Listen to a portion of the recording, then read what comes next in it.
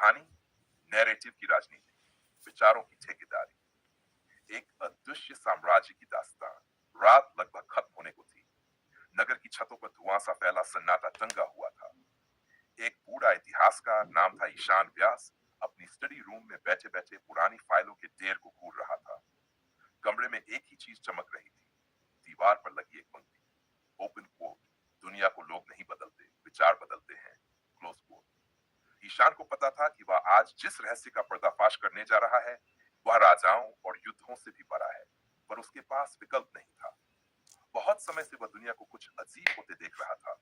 लोग बोल रहे थे पर अपनी भाषा में नहीं, सोच रहे थे पर अपने विचारों से नहीं, लड़ रहे थे पर अपने दुश्मनों से नहीं। कहीं कुछ था जो दिखाई नहीं दे रहा था, कुछ जो विचारों को नियंत्रित करता है। अध्याय की शुरुआत यहीं से होती है। वन, अदृश्य वास्तुकार एक रात अचानक उसकी मेज पर एक फाइल फिसल कर गिरती है, लाल मोहर लगी हुई, नैरेटिव इंजीनियरिंग डिपार्टमेंट। ईशान हक्का बक्का रह गया। ओपन कोट, नैरेटिव केवल कहानी नहीं, ये वह फ्रेम है जिसमें लोग दुनिया को देखते हैं, क्लोज कोट। उसके हाथ कांप उठे।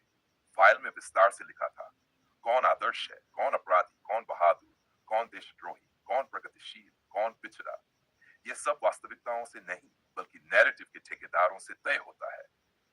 ईशान फुसफुसाया, मतलब सामाजिक चश्मा पहनाए बिना कुछ देख ही नहीं पाता तू।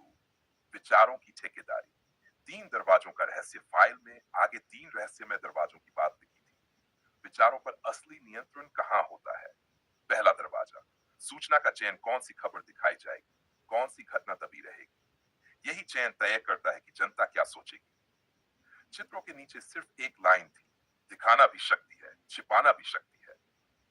दूसरा दरवाजा, व्याख्या का शिल्पकार, एक ही घटना लेकिन हजार अर्थ, कौन सी व्याख्या दोहराई जाए इसी से सत्य करा जाता है।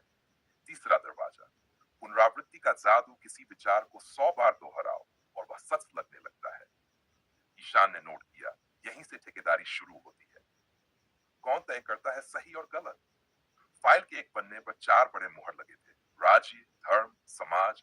नीचे लिखा था, ओपन कोट, मनुष्य जन्म से नैतिक होता है पर नैतिकता समाज से सीखता है, क्लोज कोट। ईशान की आंखें फैल गई। तो ये चारों संस्थाएं तय करती हैं कि कौन सम्मानित है, कौन गलत है, कौन देशभक्त है, कौन पापी है, कौन आधुनिक है, कौन पिछड़ा। असल लड़ाई व्यवहार की नहीं, नैरेटिव की होती है। वार, सत्य से बड़ा नैरेटिव अगले पन्नों में अजीब अजीब प्रयोगों के परिणाम थे। एक भूल भुलैया के बीच लिखा था, ओपन कोट, मनुष्य तथ्य से नहीं भावना से प्रभावित होता है, क्लोज कोट।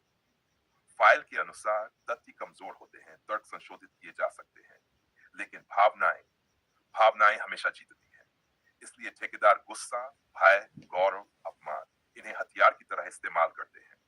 ईशान खुद से बोला, इसलिए लोग झूठ पर भी मर मिटने को तैयार हो जाते हैं। 5 उपकरण, विचारों का शस्त्रागार। फाइल का अगला पन्ना पूरी तरह 5 प्रतीकों से भरा था। 1, भाषा, किसको विद्रोही कहे, किसे आतंकवादी, शब्द बदलो, दुनिया बदल जाती है। मीडिया, सूचना नहीं व्याख्या पहुंचाता है। धर्म और पवित्रता के नाम पर नैरेटिव अजेय हो जाता है क्योंकि कोई सवाल नहीं पूछता। सेया, शिक्षा और इतिहास, जो किताबों में लिख दिया गया वही भविष्य की सोच बन जाता है। 5, सामाजिक दबाव, भीड़ किसी विचार को सामान्य बना देती है, even if it is wrong, और अकेला व्यक्ति चुप हो जाता है। 6, नैरेटिव का सबसे खतरनाक प्रभाव, स्वयं का खो जाना। फाइल के आखिरी हिस्से पर एक वाक्य उभर आया, ओपन कोट, जब नैरेटिव ये तय करने लगता है कि कैसा व्यक्ति होना चाहिए तो वह ये भी तय करता है कि कैसा व्यक्ति नहीं होना चाहिए, क्लोज कोट। ईशान ने अपने चारों तरफ देखा। उसे लगा जैसे ये शहर, ये लोग, इन सब के विचार उनके नहीं है। व्यक्ति सवाल करना छोड़ देता है, भीड़ के मुताबिक बोलने लगता है। वह सोचता है वह स्वतंत्र है, पर उसने केवल वही विचार चुने हैं जो उसे चुनने के लिए दिए गए थे। ईशान खुद से बुदबुदाया, सबसे बड़ा कब्जा मन पर होता है।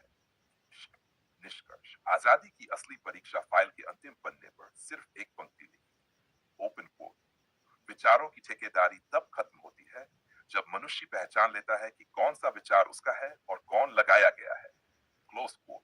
ईशान ने फाइल बंद की। अब वह जान चुका था, दुनिया को तलवारें नहीं चला रही, न राष्ट्र न राजा, विचार चला रहे हैं। और विचारों को ठेकेदार। उसने कमरे की खिड़की खोली। ठंडी हवा आई, मानो कोई फुसफुसाया। अगला अध्याय वहां शुरू होगा जहां नैरेटिव सबसे पहले जन्म लेता है, सम्मान और सामाजिक पहचान की ठेकेदारी। और ईशान ने अपनी नई डायरी खोल दी।